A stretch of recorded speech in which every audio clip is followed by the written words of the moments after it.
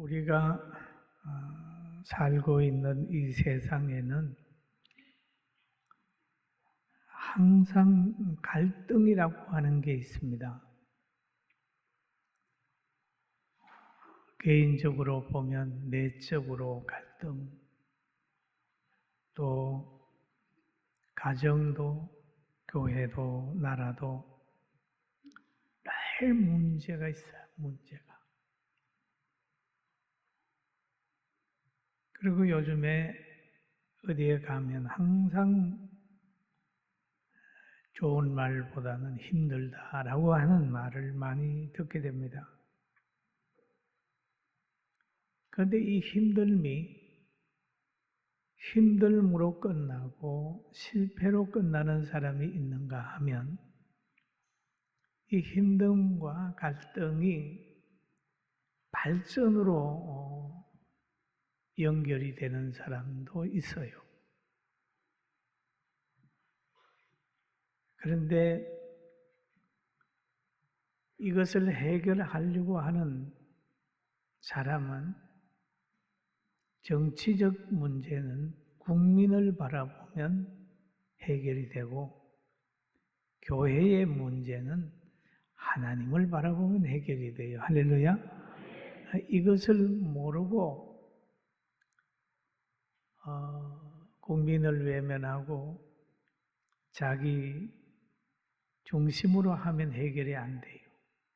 교회의 문제는 하나님 안 바라보고 사람들이 모여서 의논하고 하다 하면 해결이 안 돼요. 그러면 교회가 하나님의 통치하는데 문제가 있을 수 있냐? 있다고요. 교회도 있습니다. 지상교회는 항상 전투적 교회라고 얘기를 합니다. 사탄이 들어와서 자꾸 싸움을 거니까요. 그런데 초대교회를 돌아보면 굉장히 좋은 교회예요. 성령 받은 사도들이 지도자였고 또 많은 성도들이 순종했어요. 그래서 사도들의 설교를 듣고 많은 사람들이 교회를 찾아 나왔어요. 그런데 거기에서 많이 모임으로 해가지고 사도들의 일손이 부족해서 갈등이 생기는 겁니다. 사도행전 6장 1절에 보니까 그때의 제자가 더 많아졌는데 헬라파 유대인들이 자기들의 가부들이 매일의 구제에 빠짐으로 히브리파 사람을 원망하니. 여러분, 원망은 좋은 거 아니잖아요. 여기에서 그렇게 건강한 교회인데 원망과 시비가 일어났다는 거예요. 이럴 때에 사도들은 이 문제를 어떻게 해결했는가 보면 이 원망 가운데서 자기들을 본 거예요. 우리가 말씀을 전하고 구제까지 접대까지 하는 것은 할 수 없다고 하는 판단이 들어서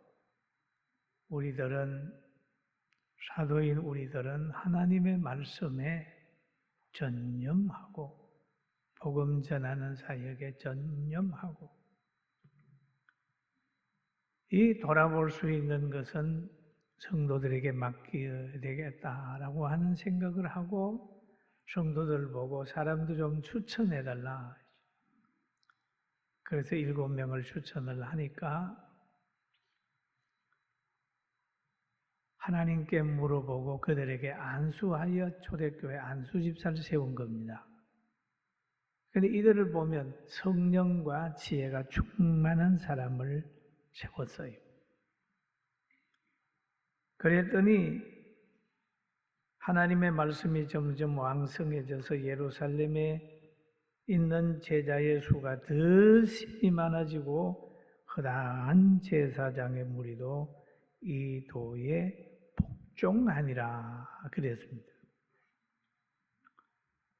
7 집사의 활동이 시작이 됨으로 인하여 교회가 힘을 얻고 원망이 없어졌어요. 그런데 7 집사 가운데 한 집사, 서대반 집사라고 하는 분이 계십니다. 그 집사는 성령과 지혜가 충만했어요. 그는 복음을 전하기 시작했습니다. 성령 충만 받아서 성령의 인도함을 받아가지고 복음을 전했습니다. 그러면서 쭉 이제 설교가 말씀 전함이 끝나가면서 사도행전 7장 51절에 가가지고는 이렇게 얘기를 합니다. 말씀을 듣는 사람을 향하여 목이 곧고 마음과 귀에 할례를 받지 못한 사람들아, 너희도 너희 조상과 같이 항상 성령을 거스리는도다. 그렇게 얘기를 합니다. 너희 조상들이 선지자들 중에 누구를 박해하지 아니하였느냐? 의인이 오리라 예고한 자들을 그들이 죽였고 이제 너희는 그 의인을 잡아 준 자요 살인한 자가 되나니 라고 하는 그들의 죄를 강하게 지적을 하게 됩니다.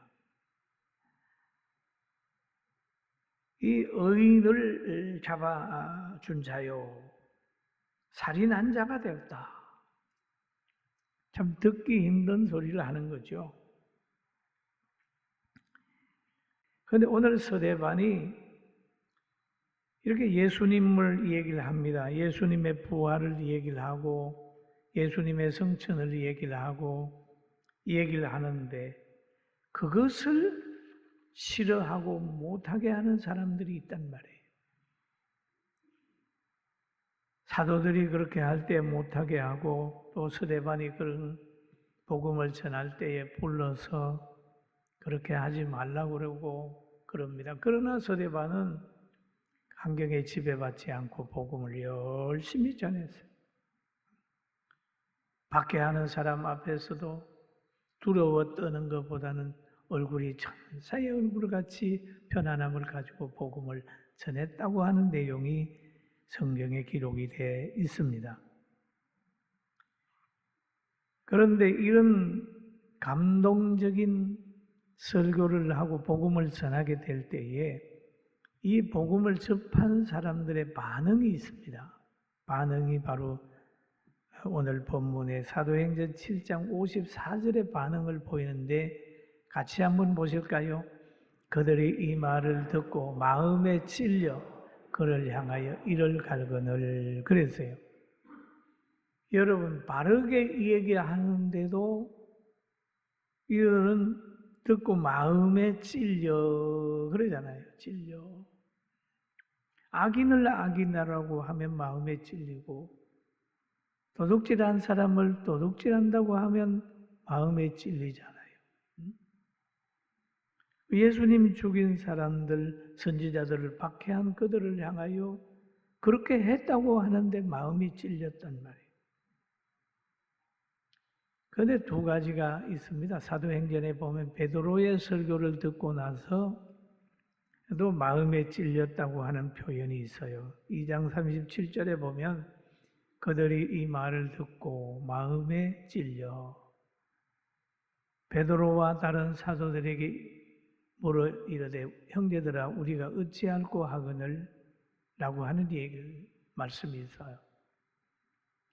여러분 마음에 찔림이 왔을 때 사도들을 찾아가서 상담을 하게 되면 길이 열리게 되는데 오늘 서대반의 설교를 듣고는 마음에 찔리게 되니까 자기들끼리 마음을 합쳐가지고 자기들의 죄를 지적하고 복음을 전하는 서대반을 죽이게 되는 거예요.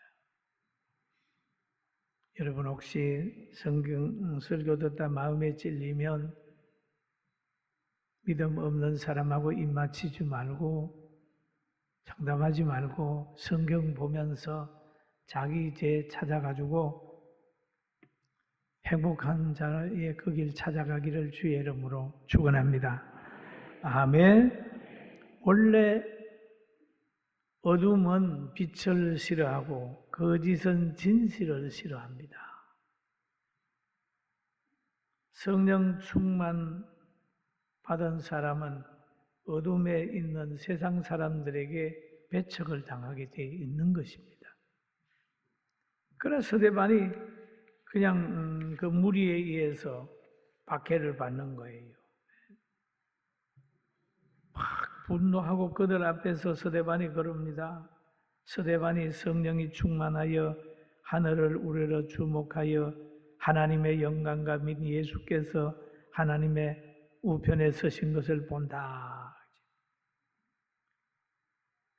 그리고 육체의 고통과 두려움을 하나님께서는 영적, 신비적 능력으로 극복하게 하는 겁니다. 극복하게. 하늘문을 열어서 스데반으로 하여금 죽은 육체를 벗고 가는 그곳이 있다는 것을 보여주는 거예요. 내가 너와 함께 있다는 걸 하늘문을 열어서 스데반에게 보여주고 있는 겁니다.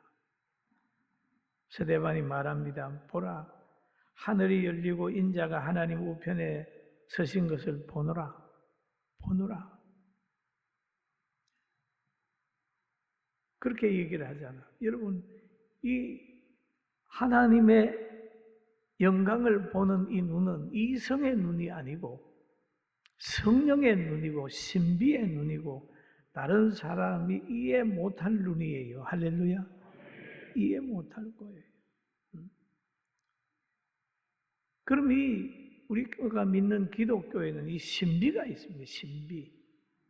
어떤 사람은 기도하다가 무슨 응답을 받았다, 뭐 한상을 봤다, 뭐 꿈을 꿨다, 뭐 확신이 생겼다. 그런 걸 여러분 이성적인 걸 가지고 다 신비주의라고 몰아붙여서는 안 돼요. 그럴 수 있어요. 하나님이 그 사람에게 어떤 방법으로 역사할 수 있어요. 그러나 그거는 성경만큼 근위는 없습니다. 그게 너무 치부치면 진짜로 사탄의 유혹이나 신비주의에 빠질 때가 있지만 때로는 하나님께서 그 사람이 위기를 만났을 때에 그런 역사를 통해서 위로할 수도 있다는 걸 알고 함부로 이성적인 것 가지고 신비적인 것을 판단하지 않게 되기를 주님의 이름으로 축원합니다. 하나님의 교회는 신비하잖아요. 물을 변하여 포도주가 된다. 신비잖아요, 신비. 그런데 오늘 이 스데반이 그러잖아요. 예수님이 하나님 우편에 서신 것을 보노라. 신비한 거잖아요. 이 말은 예수님을 죽인 자들에게는 굉장히 불안한 소식이에요. 자기들이 지금 십자가에 달아가지고 죽여서 무덤에 장사됐는데 그분이 부활했다고 하는 소리도 들으면 막 싫어하는데 또 그렇게 전하는 사도들 보고 부활을 전하는 사도들 보고 막 박해를 했는데 오늘 이 스데반을 보니까 하늘에 하나님 우편에 서신 것을 보노라 얘기를 하니까 이들이 얼마나 싫겠어요. 그러니까 바로 그들은 다 마음을 같이 해가지고 그냥 큰 소리를 지르며 길을 막고 일제히 달려들었어요. 누구한테? 스데반에게 달려들었어요. 길을 막고 듣기 싫다 하는 거예요. 말도 안 되는 소리 하지 마라. 그런 그 폼이죠. 여러분도 누가 뭐를 그러면 막 길을 과거에 어떤 분은 막 길을 씻는 사람도 있고 길을 막는 사람도 있고 그랬잖아요. 길을 막고 일제히 달려들어. 이 사람이야말로 이 땅에 내비두면 안 되겠다 싶어서 성 밖으로 끌고 나가서 돌로 쳐서 죽였습니다. 야, 돌로 쳐서 스데반을 죽이는 그 과정 속에서 누가 있었냐면 사울이라고 하는 청년이 발 앞에 청년이 거기에 있었어요. 옷을 지키는 사람이 됐습니다.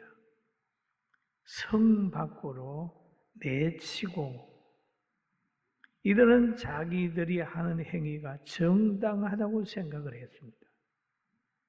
그들이 율법을 지키는 행위라고 생각을 했어요. 스데반은 율법을 범하는 사람으로 생각을 했습니다. 그러니까 그들은 자기들이 잘하는 줄 알고 그렇게 한 거예요.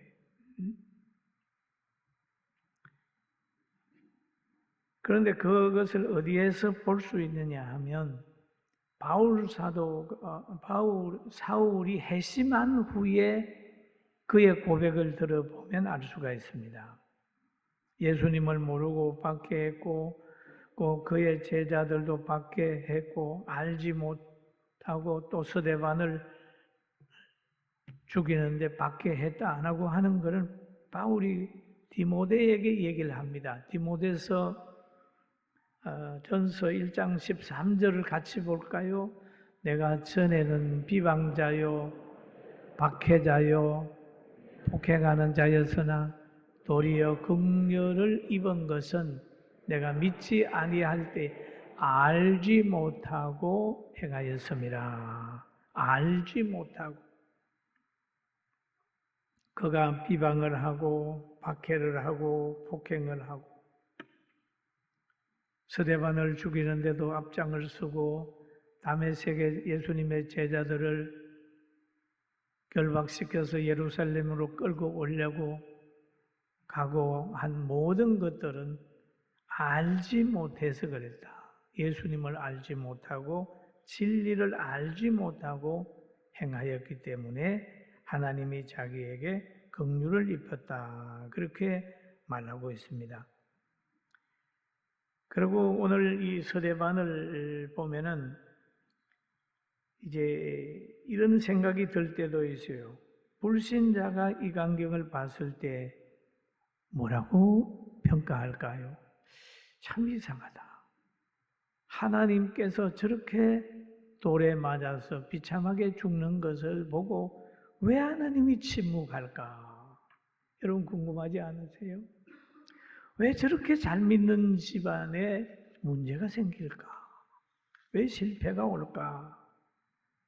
하나님이 왜 버려둘까? 뭐 이런 궁금증이 있을 수도 있을 겁니다.